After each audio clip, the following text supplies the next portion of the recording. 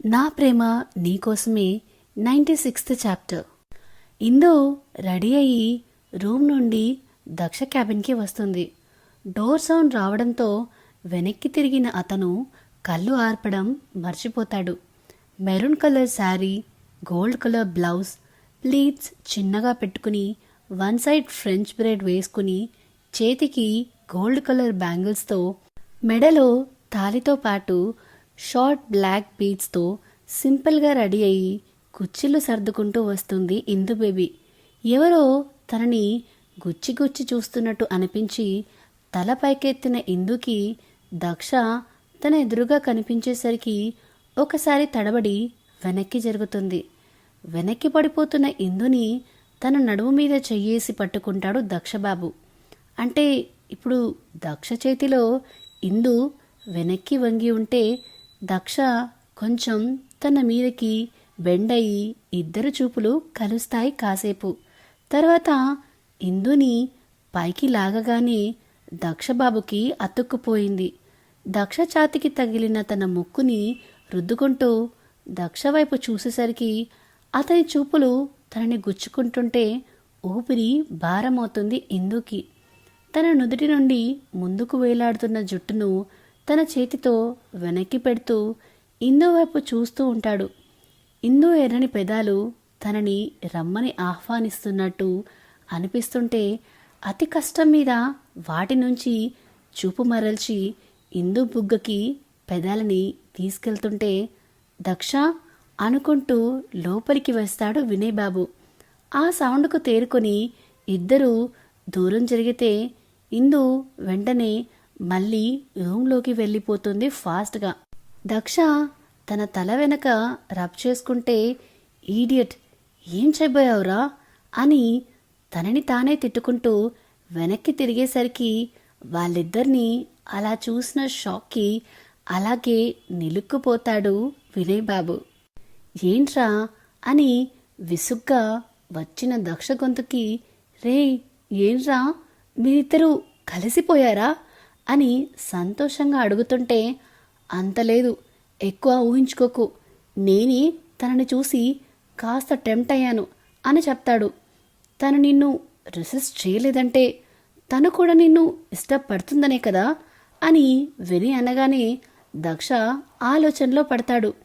చూడు దక్ష, తను చెప్పలేకపోతుందేమో, నువ్వే సరిగ్గా అర్థం చేసుకోవట్లేదేమో, ఆలోచించు అని చెప్పి వెళ్తూ ఆగి వెనక్కి తిరిగి సారీరా డిస్టర్బ్ చేసినందుకు అని నవ్వుతూ అనగానే ఈడియట్ అని పేపర్ వెయిట్ తీసుకుని వినయ్ వైపు విసిరి కొడితే క్యాచ్ పట్టి దానితో ఆడుకుంటూ బయటికి వస్తాడు నవ్వుకుంటూ వస్తున్న వినయ్ని చూసిన తాన్వి తనకి ఎదురెళ్ళి, ఏంటి సార్ అంతా హుషారుగా ఉన్నారు అనగానే తలెత్తి పైకి చూసిన వినయ్కి తాన్వి కనిపించి తన చేతులు పట్టుకుని గిరగిరా తిప్పుతూ, మన పెళ్ళికి ముహూర్తం టైం దగ్గర పడ్డట్టుంది అని అరుస్తూ ఉంటాడు.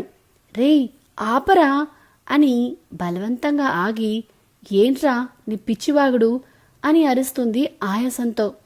ఇందు దక్షని లవ్ చేస్తున్నట్టు అనిపిస్తుంది నాకు అని చెప్తాడు తాన్వితో వినయ్.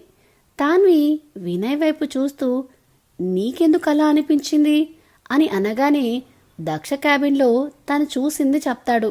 రేయ్ ఈడియట్, మధ్యలో వెళ్ళి వాళ్ళని డిస్టర్బ్ చేసింది కాక ఏదో గొప్ప విషయం తెలుసుకున్నట్టు ఏంట్రా నీ కేకలు అని అనగానే, నీకు హ్యాపీగా లేదా ఇందు దక్షని ప్రేమిస్తుంది అని అడిగితే ఒకసారి వినయ్ వైపు చూసి లేదు అని నవ్వుకుంటూ పార్టీ జరిగే ప్లేస్కి వెళ్తుంది.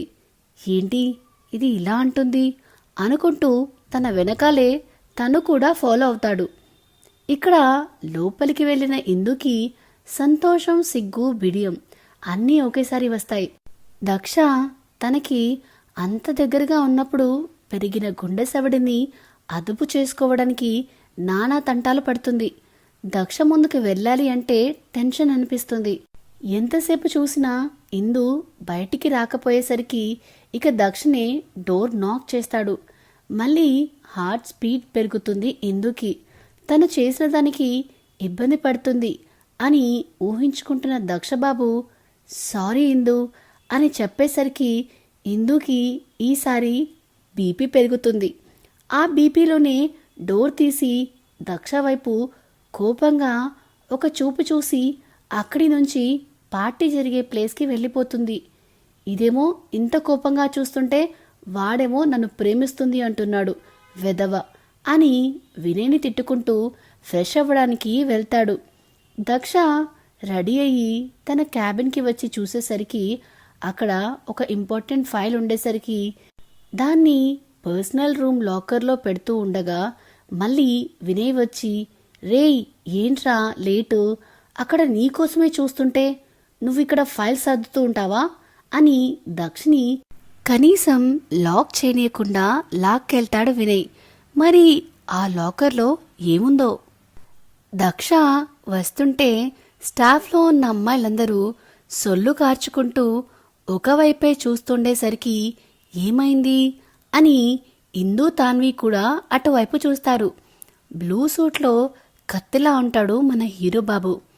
చూసావనే మీ ఆయన ఫాలోయింగ్ అనగానే అంత స్మార్ట్గా రెడీ అయిన దక్షని చూసి కళ్ళు ఉరుముతుంది. అమ్మో దీని కోపం ఇంకా పోయినట్లేదు అనుకుని ఇంకో పక్కన కూర్చుంటాడు దక్షబాబు. తన పక్కన కూర్చోకపోయేసరికి ఇంకా ఉక్రోషం పెరుగుతుంది ఇందు పాపకి.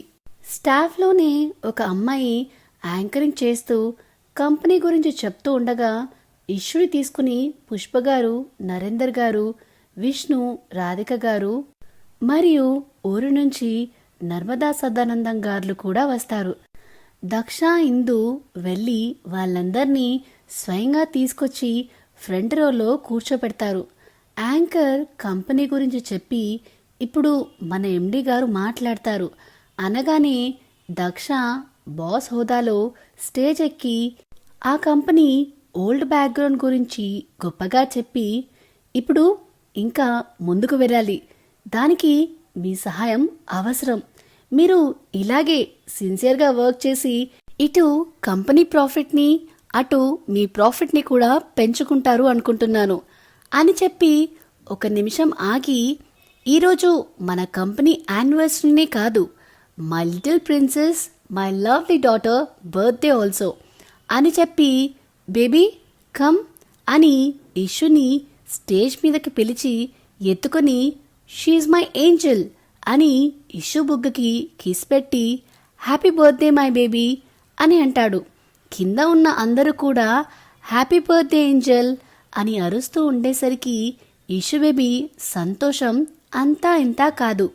ఇందుకి కూడా ఇష్యూని చూసి సంతోషంలో కళ్ళనీళ్ళొస్తాయి. దక్ష వినయ్కి సైగ చేయగానే స్టేజ్ మీదకి 5 స్టెప్స్ కేక్ ప్రత్యక్షమై హ్యాపీ బర్త్డే మై ప్రిన్సెస్ అని రాసి ఉంటుంది. అది చూసి దక్ష మెడను ఖర్చుకుని ఐ లవ్ యూ డాడీ అని చెప్తుంది ముద్దుగా. కేక్ కట్ చేద్దామా అనగానే ఓకే అంటుంది బుడ్డది. ఇందు ఇంకా ఫ్యామిలీ వైపు చూడగానే అందరూ పైకి వస్తారు. అందరి సమక్షంలో దక్ష ఇష్యూ చేయి పట్టుకుని కేక్ కట్ చేయడానికి వెళ్తూ ఇందు వైపు చూడగానే తను కూడా ఇష్యూ చేతిని పట్టుకుని ముగ్గురు కలిసి కేక్ కట్ చేస్తారు.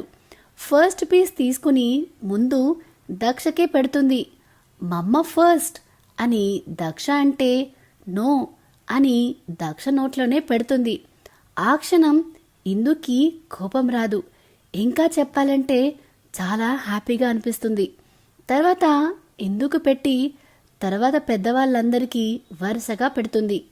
నర్మద వాళ్ళ దగ్గరికి రాగానే ఇష్యూని ఎత్తుకుని ముద్దులు పెట్టి నిన్ను మేము వదిలేసినా మీ నాన్న వదిలేయకుండా నీకు తనకంటే ఎక్కువగా ప్రేమ పంచేవాణ్ణి తండ్రిని చేసిపోయాడు అని మనసులో అనుకుని మమ్మల్ని క్షమించు తల్లి అని బయటకు అంటారు. ఎందుకు అంటుంది ఇష్యూ అర్థం కాక. సదానందం గారు అందుకొని నీకు గిఫ్ట్ తేవడం మర్చిపోయాము అందుకే అలా అంటుంది అనేసరికి ఇట్స్ ఓకే నానమ్మ అంటుంది ఇష్యూ బేబీ. తర్వాత ఇష్యూని స్టాఫ్ మెంబర్స్ కూడా ఎత్తుకుని ముద్దుల వర్షం కురిపిస్తూ ఉంటారు.